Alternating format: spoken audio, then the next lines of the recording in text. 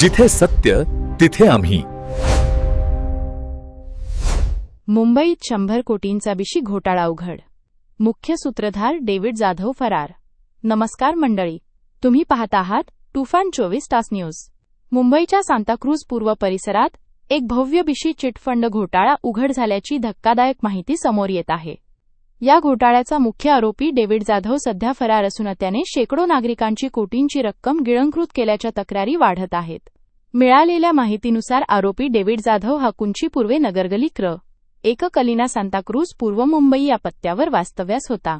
सध्या घराला कुलूप असून आरोपी पलायन केल्याचे स्थानिकांनी सांगितले. बिशीच्या नावाखाली उच्च परतावा मिळेल, पैसे दुप्पट होतील, मासिक भरणा करून मोठी रक्कम परत मिळेल, अशा आमिषांवर आधारित आर्थिक जाळ्यात अनेक नागरिक अडकले आहेत. पीडितांच्या म्हणण्यानुसार घोटाळ्याची रक्कम 100 कोटी रुपयांपेक्षा अधिक असण्याची शक्यता आहे.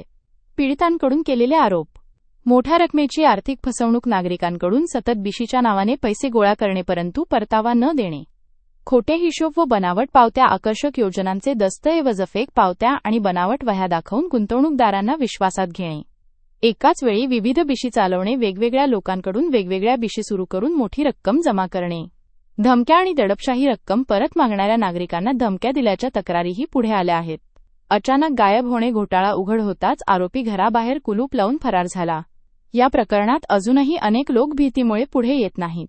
घोटाळ्याचा आकडा वाढू शकतो कारण अनेकांनी लाखो कोटी रुपयांची गुंतवणूक केल्याचे समजते. कलिना परिसरातील हा बिशी घोटाळा मुंबईतील मोठ्या आर्थिक गुन्ह्यांपैकी एक ठरू शकतो.